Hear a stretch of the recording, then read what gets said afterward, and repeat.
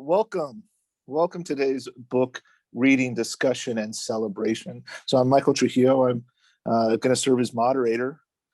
The topic is, of course, Russ Davidson's book titled Joaquín Ortega, Forging Pan-Americanism at UNM. And by the way, I want to make sure everyone can hear me, right? I'm speaking clearly. Okay, good. Thank you. So again, the topic is Russ Davidson's book titled Joaquín Ortega, Forging Pan-Americanism at UNM. So this is a really beautiful and important book, especially for those of us invested in Latinx people and the University of New Mexico. Distinguished UNM professor Miguel Gandert described the book in this way. Joaquín Ortega, Forging Pan-Americanism at the University of New Mexico, fills a void in the history of UNM and the state by examining with a critical eye the tension between the university, its relationship with the Americas, and its mission for educating native Hispano-New Mexicans. So today's event will begin with Russ Davidson's reading. It will be followed by comments by two important UNM scholars who know this book well, professors emeriti, which is the plural of emeritus, professors emeriti, Christine Sierra and Felipe Gonzalez. They are co-sponsors for today's event are UNM's Southwest Hispanic Research Institute, UNM Press, the Latin American and Iberian Institute, and the Center for Regional Studies. Among other things, this event is a relaunch of Shree's Contextos book series.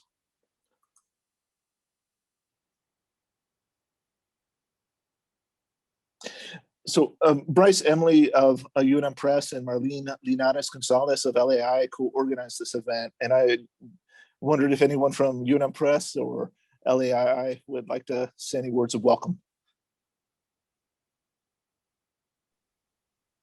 Sure. My name is Krista Savoca. I'm a staff member at the LAI. Just wanted to welcome everyone. And again, thanks for everyone who collaborated to bring this together. Really excited to hear about this. I mean, this is a name that we hear all the time, and it's going to be really nice to have that, like you mentioned, Dr. Trujillo, to have that like gap filled in. So thanks everyone. Excited for the information and the Q&A at the end. Yeah, and I'll pop in for UNM Press. I'm the marketing associate here and the events coordinator. And we're excited to be able to do books like this and to kick this book series back into gear. This is an important part of our mission at UNM Press to advance the scholarship and illuminate the history of important figures to our not only UNM, but really to the state. So we're excited to be a part of the event, and thanks everybody for being here. Oh. Great. Okay, well, let's go ahead and move to getting started. So please welcome Russ Davidson. He served as curator of Latin American and Iberian collections and as a professor of librarianship at UNM for decades. He holds a PhD in Latin American history from Vanderbilt University. His list of authored, edited, and translated publications is lengthy, including the edited book, Latin American Posters, Public Aesthetics and Mass Politics, and his forthcoming translation, To Hunt the Hunter, The Investigation of Crimes Against Humanity by Chile's Plainclothes Police. So please welcome Russ Davidson. Thank you, Michael. First, I'd like to express my thanks to Michael Trujillo for moderating the session, to Christine Sierra and Felipe Gonzalez for their role in it, and to the UNM Press, to Shree, the LAII, and the CRS for helping organize it and their collective support. So just a few introductory remarks here to set the context before I read a few passages. The time period that this book deals with is primarily the UNM presidency of James Zimmerman, 1927 to 1944. The year of Zimmerman's death, and a half decade or so after that. During this period, UNM, in terms of its infrastructure, the range and depth of its research and instructional programs, and its funding base, was for the most part confined to the lower rungs of American public universities.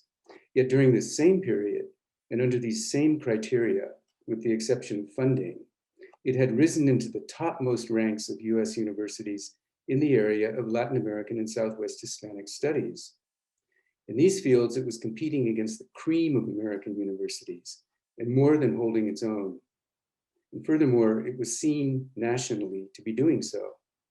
Why and how that happened, and it did not occur without some controversy and infighting, is at the heart of my book.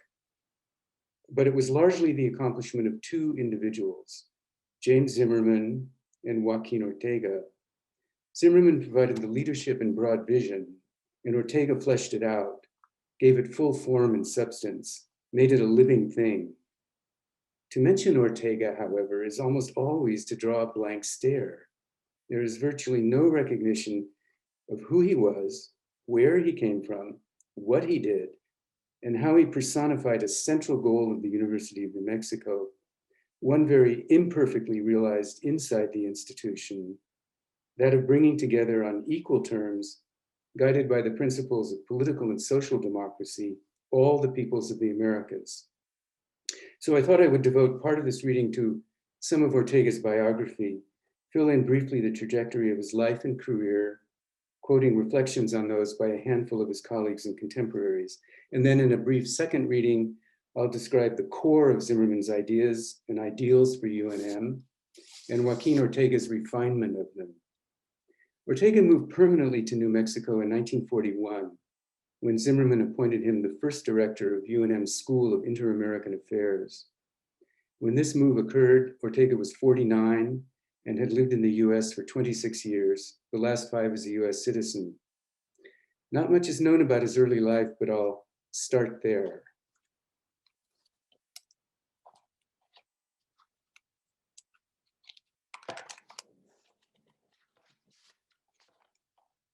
He was a native of Andalusia, Spain, born in 1892 in the town of Ronda, which lies about 60 miles west of the Mediterranean coastal city of Malaga. While Ortega's early years and family background are an empty slate, really, he clearly had a predilection for hard work and self-advancement. Between 1909, when he was just 17, and 1915, he worked as a journalist, serving as Spanish correspondent for several Buenos Aires newspapers, while also serving in the Spanish Medical Corps, the Sanidad Militar, in 1913. According to Ortega, the Paleolithic caves of La Pileta, which had been discovered in 1905 and contained a range of well-preserved prehistoric art, lay on his family's property. He spent considerable time during this same 1909-1915 period, examining and helping excavate portions of the caves. Ortega earned 2 post-secondary degrees in Spain, both awarded in 1914. In 1915, he was hired as a technical assistant within the Spanish Tariff Commission in Madrid, and he used that position, he parlayed it into a Spanish government fellowship that allowed him to pursue graduate study in the United States. He began at the University of Michigan in 1915 and transferred the following year to the University of Wisconsin, where he enrolled as a candidate for the MA degree in Romance languages and was also made an assistant instructor in Spanish. A year later, he was given a full instructorship. Joaquín Ortega and the University of Wisconsin were apparently an ideal match because from that point on, he rose rapidly in the ranks of the UW faculty, making assistant professor in 1918, associate in 1923, and full professor and chair of the Department of Spanish and Portuguese in 1930.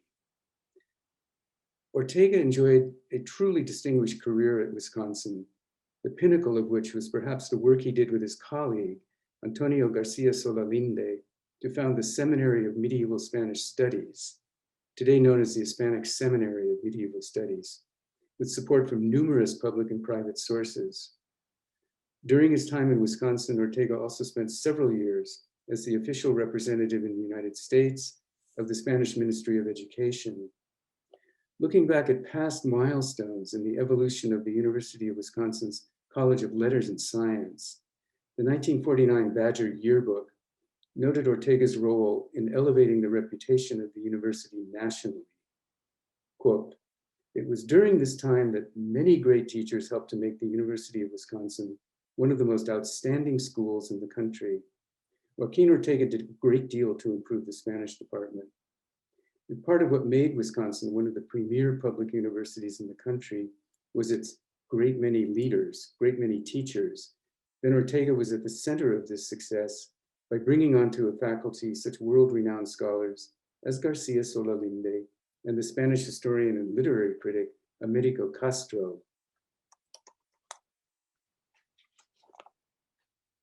In 1941, Ortega was at the peak of his academic career and widely known for the successes he had achieved in Madison. His decision to leave there was seen as New Mexico's great gain and Wisconsin's considerable loss. As George Sellery, UW's dean of the College of Letters and Science, wrote to Zimmerman in August 1941, "The acceptance of Professor Ortega's resignation was a painful experience for me. He has made our Department of Spanish into one of the great departments of the university and of the country. He has been one of the half-dozen leading professors of the university, teacher, scholar, gentleman, and interesting man, full of ideas and graces, and utterly democratic and human. You have, I must say, assumed a heavy responsibility in taking him from us, and I can only congratulate you on your success."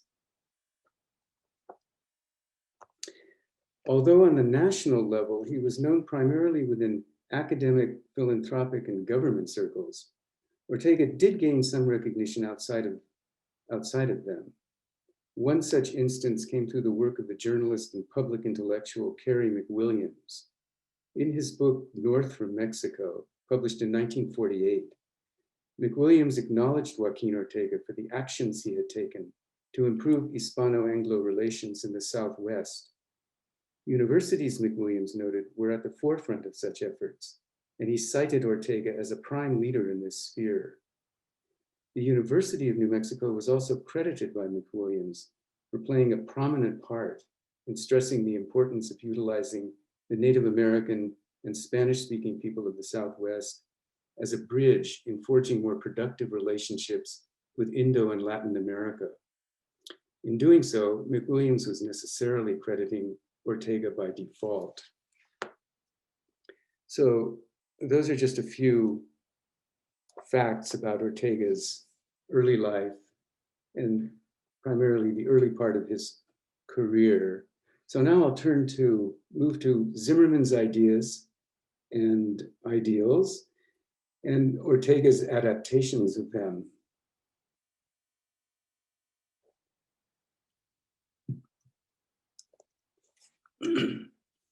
As the number of faculty and the span of courses devoted to the study of the Southwest, Mexico, and Spanish America continued to grow, branching out from the core in history, anthropology, and archaeology, and language and literature into other fields such as philosophy, biology, and the fine arts, Zimmerman reiterated his message that the university should avoid the trap of imitating the model of older, larger, and wealthier public universities, but instead should carve out a distinctive identity grounded in the special qualities and characteristics of New Mexico that its history and location had given it and that set it apart.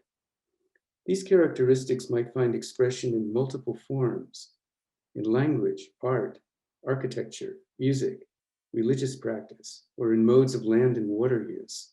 But ultimately, they all came back to one prime unifying feature: New Mexico, to recall Joaquín Ortega's paraphrasing of Zimmerman's idea, as the converging point of the three main ethnic groups of the hemisphere. In other words, Paul Horgan's heroic triad dressed up for service to the academic world. The tricultural formulation was the taproot feeding all the shoots of regionalism in its distinctive New Mexican form. There is in this environment, wrote Zimmerman, abundant material for intensive study in the history, customs, language, literature, and art of at least two great racial and cultural groups of mankind, the Indian and the Spanish. Both share a common environment with the third racial group, with its achievements in our modern industrial era. Our environment, our history, and above all, our diversified racial and cultural elements provide us firsthand a laboratory in the humanistic and social sciences upon which we may well concentrate our best efforts. While Zimmerman's appreciation for New Mexico's diversified racial and cultural elements was genuine, although not without traces of paternalism, he was initially confounded by the educational challenges of dealing with them. Like his predecessors, he was exasperated with what he perceived as Hispanics' intractability in accepting the benefits of 20th century America. That is, to put the matter in simpler terms, their continued reluctance to fully adapt to or embrace Anglo ideas and practices. He had as yet, this is in the 1930s, he had as yet only a superficial grasp of the complicated nature of Hispano's supposed intractability. It was by degrees that Zimmerman moved from an assimilation-oriented position to a pluralist one. Time, experience, and exposure to the ideas and thinking of individuals such as Joaquín Ortega and George Sanchez would give him a greater respect for the virtues of pluralism and a deeper, more nuanced understanding of the obstacles that blocked the path to acculturation by many Nuevo Mexicanos.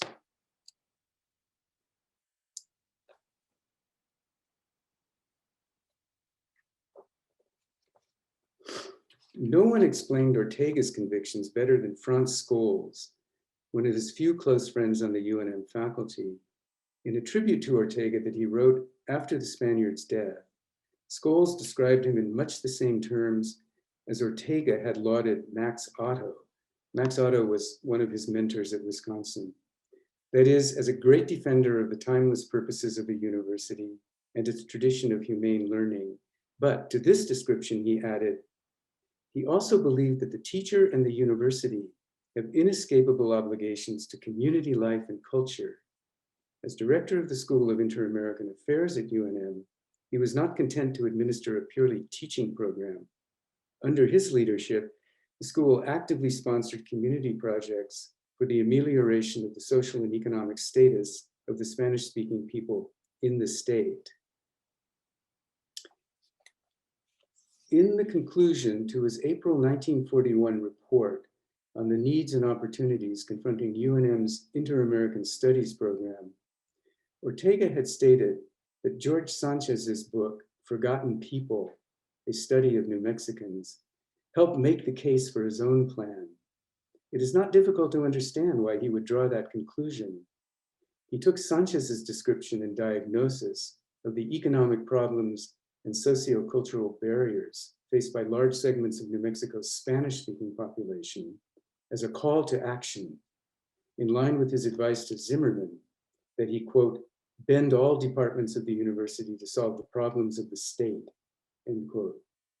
And Zimmerman would have been only too glad to receive such advice, since it not only accorded with his own thinking about the university's responsibilities to the state, but also underscored his belief that Ortega, a man who moved comfortably between both the Anglo and Hispanic worlds, could find solutions, as Zimmerman put it, to the difficult human problems faced by the university and the state. While not every UNM faculty member may have welcomed it with the same degree of enthusiasm, the notion that the university should render service to the state, with particular attention paid to its less privileged citizens, was essentially a run-of-the-mill proposition, hardly the stuff of controversy. More problematically, however, why should such service originate in and be delivered through a school of Inter-American Affairs, whose mission and purpose were ostensibly to advance the study of Latin American history and culture, educate and train students to work in the Latin American nations, and further improve understanding and relations between the United States and its neighbors to the south?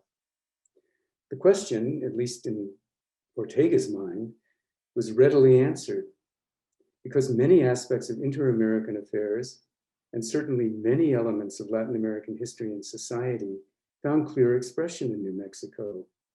The School of Inter-American Affairs brought together and gave greater clarity to various ideas and impulses that had run through UNM since the early days of Zimmerman's presidency. The Pan-American ideal and concomitant belief that New Mexico provided the perfect setting to improve inter-American relations. The Boltonian orientation centered on the belief in the fundamental unity of the two Americas.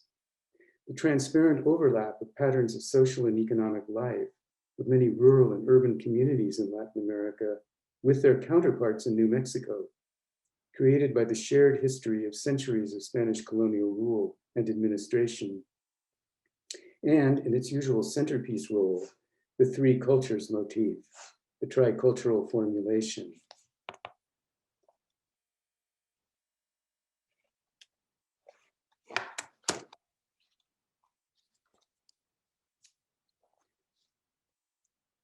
During the years that he spent in New Mexico, first as a visitor, 1931, 1941, and then as a full-time resident, 1941 to 1954, a number of contentious issues that divided the Anglo and Hispanic populations and at times created divisions within the Hispanic community alone had risen to the fore. Preservation of language and cultural heritage, historical patterns of prejudice and discrimination, the drive for Americanization versus a more pluralist-minded view that honored ethnic diversity, and the challenge to make Pan-Americanism a reality, not merely a slogan in New Mexico. Not surprisingly, given its visibility, its importance as a state institution funded primarily by public monies, and its role in funneling young men and women into successful careers, the university became a site on which these issues played out, at times overtly, at times more quietly.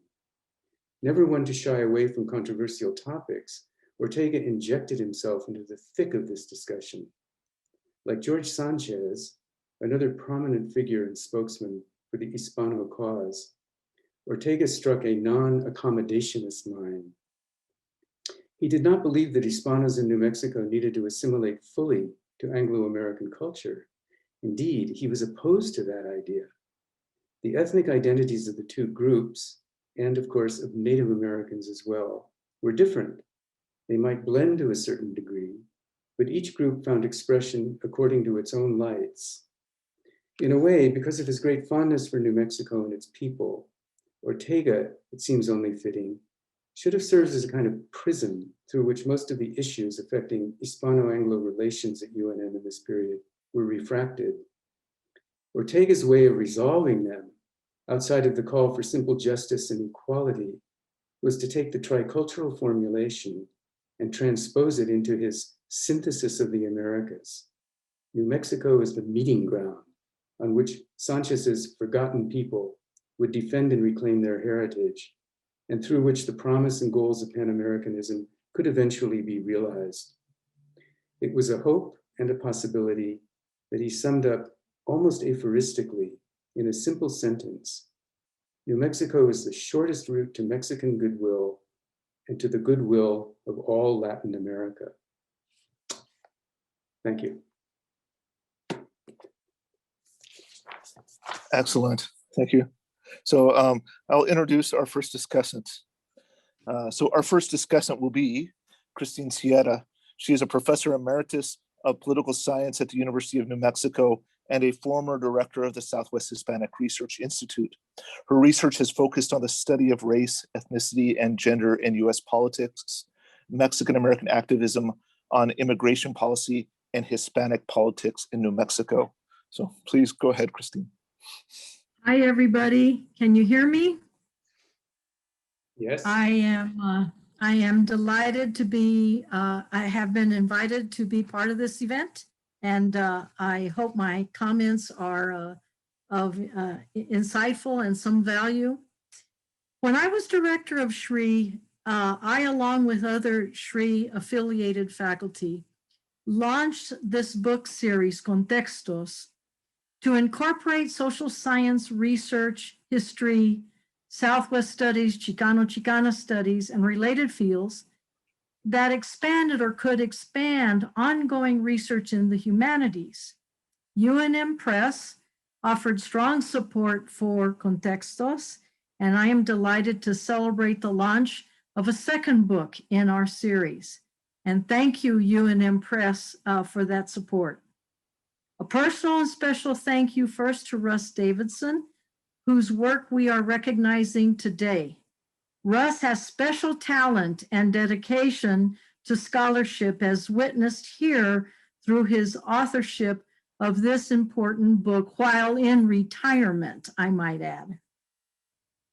We also thank you, Russ, for the many years you devoted to building the exceptional Latin American collection for UNM libraries. I also want to acknowledge and thank Dr. Irene Vasquez, current chair of UNM's Chicano Studies Department and director of SRI. Dr. Vasquez and UCLA historian Juan Gomez Quinones provided us with the fabulous opportunity to publish their co-authored book, Making Atzlan, Ideology and Culture of the Chicano Movement, 1966 to 1977, as the first book in the Contexto series. Thank you, Irene, for your dedication to the Contexto series as an author, editor, and promoter of our work. We also extend our warmest condolences on the recent passing of your compañero Juan, a treasured colleague and major figure in the making of Chicano scholarship. Through biography, Russ weaves a previously untold story of how Joaquín Ortega allied with or challenged key movers and shakers in New Mexico history to influence the development of UNM from the late 1920s into the 1940s. Though biography centered on Ortega is the analytical approach, Davidson reveals power dynamics that involve an array of individual and group actors, such as a succession of university presidents, faculty, civic leaders, and politicians in support of or in opposition to Ortega's vision of what UNM could and should become. We see how Joaquín Ortega, even though an outsider as a Spaniard and scholar from the Midwest, embraced Nuevo Mexicano identity and advanced that UNM center its research and scholarship on the study of Latin America and the American Southwest. He fostered a regional and North-South identity for UNM to harness resources and enhance its national standing among research universities. At the same time, Ortega embraced the idea of active scholarship, activism through research, study, and advocacy that delved into policy issues and promoted concrete and community-based solutions to eradicating socioeconomic inequalities throughout the state. He especially sought to dismantle discriminatory practices that marginalize Nuevo Mexicano communities. The vehicle by which to bring his vision into reality was through the establishment of the School of Inter-American Affairs, as Russ introduced it, the precursor to what is now the LAII. I especially appreciated learning of the essential role of key Hispanic scholars who joined Ortega in the development of Latin American and Southwest studies and linked those domains together, theoretically, culturally, and academically. Figures such as George I. Sanchez, Arthur Campa, and Mela Cedillo, a trailblazer as an Hispana faculty member, formed a group of faculty to advocate for Nuevo Mexicano interests, both within and outside the university. There is much to learn from this book, and I'd like to outline 3 areas that proved especially illuminating to me. First, the merging of a Latin American Hispanic mission. When I joined the faculty at UNM, I affiliated with both SRI and LAII, at that time LAI. But over time, I felt there was a gulf between the networks of Latin Americanists and those of us who were Chicano studies scholars. There was some overlap between the 2 domains, faculty colleagues who were deeply embedded in both sets of networks, but many of us remained rather removed from the LAS mission. I thought that maybe because I was foremost a scholar of US politics, I felt somewhat estranged from the LAII project. Over time, however, I think the situation improved. Faculty developed interlocking areas of research and study, such as immigration, migration studies, borderland history, politics and education, language, culture, and the arts, and new approaches to understanding the Latino North-South or South-North diaspora. Increasingly, Latin American studies students wanted to understand the context of Hispanic studies in the US and our Southwest region as they developed their own perspectives and trajectories in Latin American studies. Activism through scholarship is the second area. Chicano Studies was born in the 1960s with a commitment to address needs and interests of the Mexican origin and Latino origin populations in the US. As scholars, we pledged to leverage our research and status in the academy to address and challenge inequalities that affected our people and our nation. Our frame of reference has grown to embrace broader meanings and understandings of Latin America and the borderlands, but making our scholarship speak to realities of our homelands, communities of origin, and marginalized populations remains an intrinsic aspect of what we have been about and continue to promote. Here we see in Russ's book a core group of giants, if you will, who were ahead of their time in seizing the role of the academic to foster community change and bring to bear the resources of the university as a public institution to serve the public. Tension continues to exist between competing visions of how we view the academic enterprise, and uneasy tension between pure research, so-called, and the scholarly enterprise in an objective quest for truth versus research embedded in the lived experiences of our communities from which we come, scholarship allied with activism in the promotion of social change and social justice. And the third area that I believe the book touches upon and addresses, UNM in search of an identity. Tension within UNM has persisted over the place of Southwest studies, Latin American studies, and the study of New Mexico vis-a-vis the core functions of UNM, and to whom and to what do we dedicate university resources. In that regard, UNM has been and is still in search of an identity. For some years ago, a new university president assumed his position by proclaiming UNM to be a university for the Americas. A number of us were rather excited about his pronouncement, hoping that our work in academic units like Chicano Studies, SRI, and LAII might be the recipients of new and greater levels of funding and support from central administration. The new president convened a small group of faculty to develop a major grant proposal to fund his new initiative. It didn't take long, however, to realize that our high expectations would not be realized in any time soon. In fact, I came to believe that the new president, while well-meaning perhaps, really had no clue what he meant by a university for the Americas. And when a major philanthropic grant did not materialize, he returned to a university we returned to a university in search of an identity. Now I would offer Russ Davidson's marvelous book as a response to that president's challenge.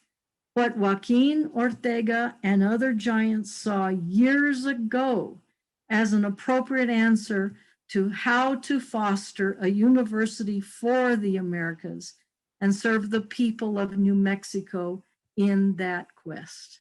Thank you, Russ. Thank you. Thank you. I will now introduce our second discussant. So our second discussant is Felipe Gonzalez. He is a professor emeritus of sociology at UNM. He is the author, co-author, or editor of 4 books and numerous articles on Nuevo Mexicano identity, politics, and economic status, including the recent hefty volume, Política, Nuevo Mexicanos and American Political Incorporation. And it is a hefty text. So please go ahead, Felipe. Thank you, Michael, and thank you for inviting me to take part in the promotion of this really great book. So when Russ showed me the manuscript of the book that he was working on, I recognized right away that it was going to be an important contribution to things Nuevo Mexicano, New Mexican, and UNM, higher education in New Mexico. So it was a lucky coincidence that Russ had this conversation with Tobias Duran, former director of Center for Regional Studies, former member of Southwest Hispanic Research Institute, and former colleague on the faculty here at UNM. And so it was great to see the manuscript's fruition into the volume that we now have before us. And let me just congratulate Russ, not only in compiling a very important and interesting volume of things of interest to so many people here at UNM, but he's to be commended for his writing style. He's a great writer, and you will find that it's a very interesting read. Will hold your attention, and so I just want to mention that as a way of promoting the volume. So what is Joaquín Ortega forging Pan-Americanism at the University of New Mexico? Well, it's a history, of course, but it's a history of several things. Histories of universities are a genre unto themselves, and so Russ has contributed to the history of UNM. Very, very importantly, Michael Welch made the argument that one of the unique things about UNM is how ingrained the whole issue of Nuevo Mexicanos has been to the development of the institution. And so, and Michael has made some contributions to reinforcing that point, but what Russ has done is that he has filled in some very important gaps in the whole story of how it is that Nuevo Mexicanos figured into the development of such an important institution in New Mexico, one that started with the very creation of UNM back in 1889, when it was recognized that UNM's importance was going to relate to the education of Nuevo Mexicanos. And so what Russ has done is that he has contributed mightily to the story of how that relationship has developed over an important span of time. It's a history. It's a history of the Nuevo Mexicano struggle for rights and inclusion and their rightful place in the development of New Mexico. And in this regard, it is part of Chicano studies. And so those who are interested in Chicano studies and the Nuevo Mexicano component of Chicano studies and the history of Mexican Americans and Chicanos will find a great deal there of interest, and including the still much needed inclusion of much of the story of Nuevo Mexicanos into the greater discipline of Mexican American history. And here we're talking about, Russ is delving into the vortex of identity, for example, and into and into the struggle to try to gain recognition in terms of New Mexico's political as well as educational institutions. And in this regard, then it's also then a history of the development of Chicano studies. It is part of the legacy of the development and of Chicano studies. And so those who are interested in Chicano studies as a discipline in higher education then will gain a great deal from reading Russ's book. And as Russ describes, and as so many of us know, it's a struggle. Man, it's a struggle. It's not an easy thing to be able to, to establish a credential and the importance of studies that deal with not only Latin America, but also with people of Mexican-American descent in the Southwest and in the United States. And so what Russ has done is that he has described the struggle for establishing, Hispanic, Chicano, Mexican-American, no Mexicano studies. And so it's vitally important for that reason. Now, one of the things that can be generalized from the book is the importance of higher education or university administrators, whether or not they are going to support these efforts. And this book is as much a biography of James Fulton Zimmerman as it is of Joaquín Ortega. Zimmerman was a visionary. He didn't always know how to do it or how to do it right, but his heart was in the right place. And he tried mightily to be able to serve a panorama of Latin American and no Mexicano interests. And so I think it's important to recognize that there are those higher level administrators who have supported the principles of these kinds of studies. And in that vein, I'd like to call attention to a member of the audience, Richard Hetty, whose father was Dr. Farrell Hetty, the president of UNM at the time when Chicano studies, African American studies, and Native American studies were established back in 1968, 1969, 1970. And in fact, it was Dr. Hetty who had accepted the proposal, first of all,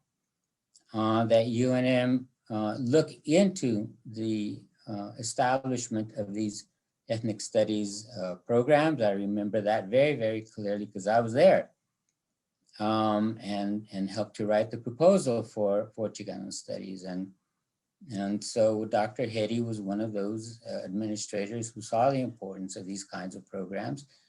And he hired three students to research ethnic studies programs. And I happened to be the one that was representing United Mexican American students. And I remember very clearly the research that I did and the proposal that we wrote to establish a Chicano studies program. I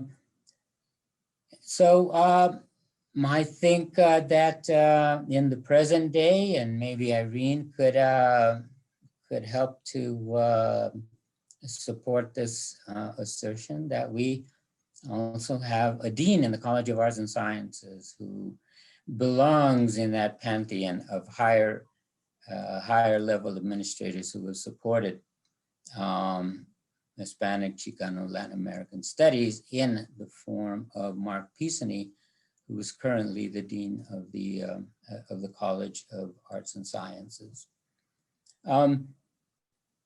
So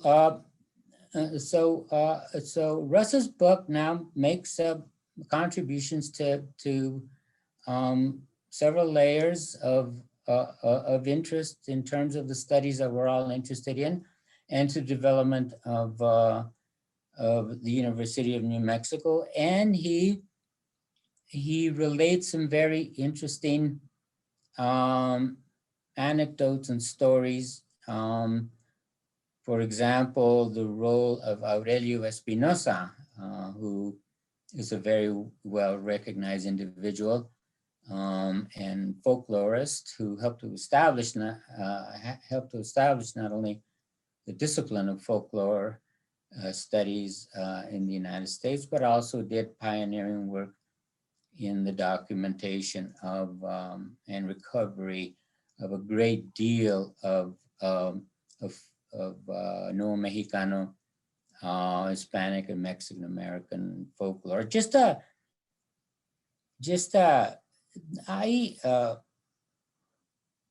Russ makes the important point that Aurelio Espinosa was hired and essentially fired at UNM before going on to a distinguished career at Stanford.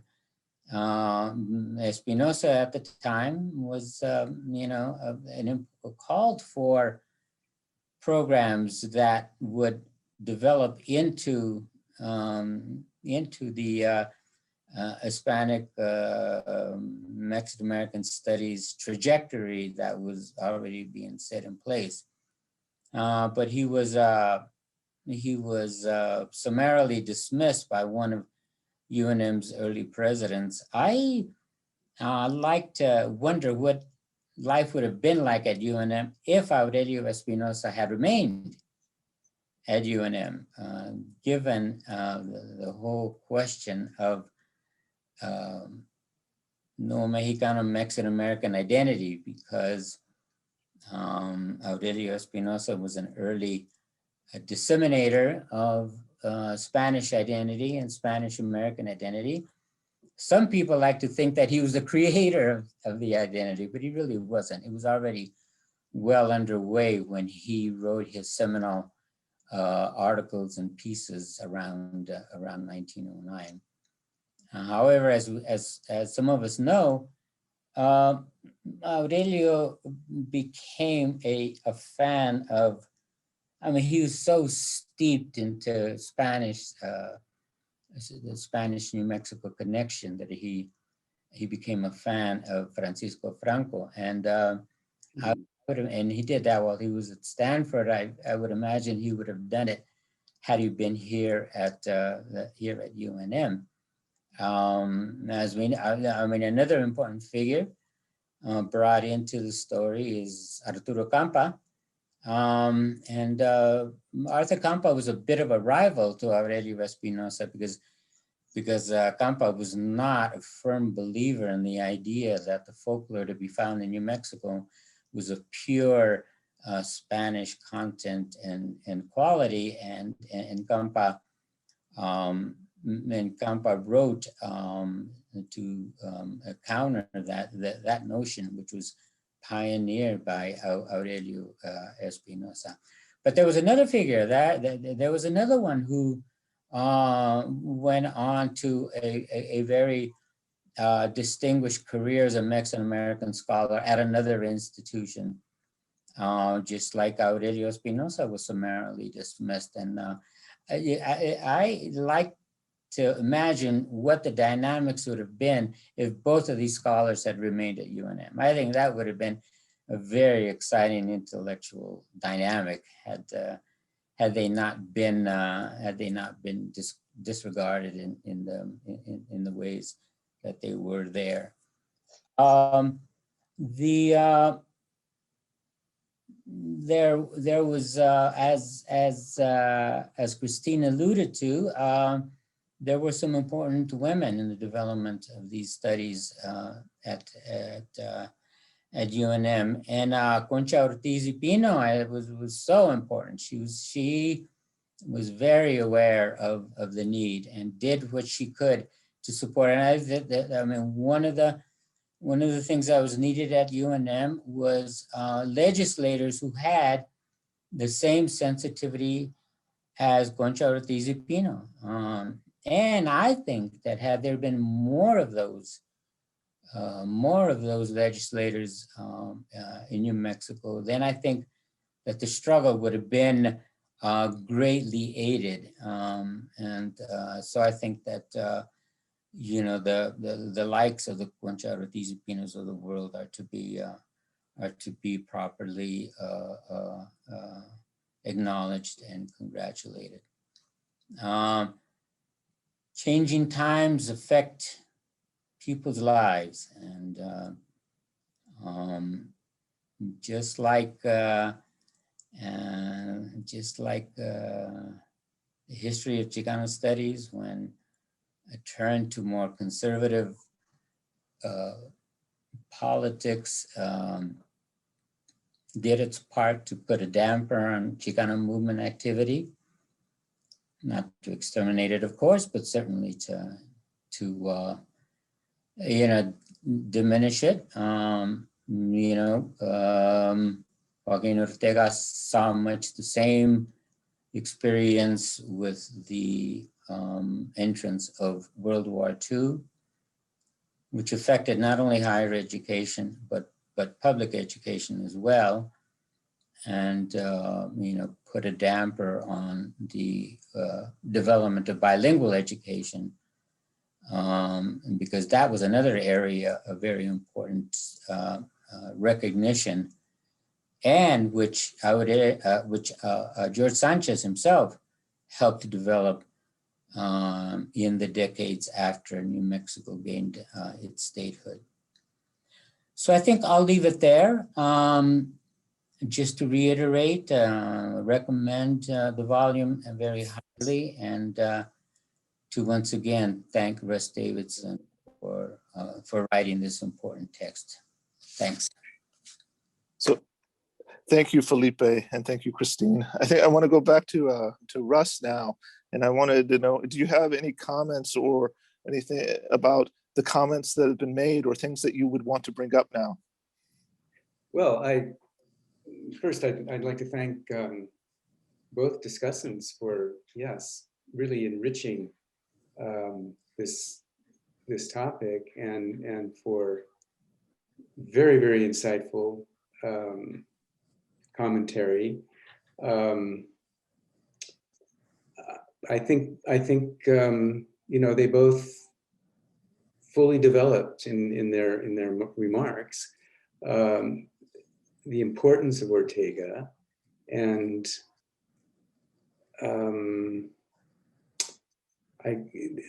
they were very complete. So I appreciate that.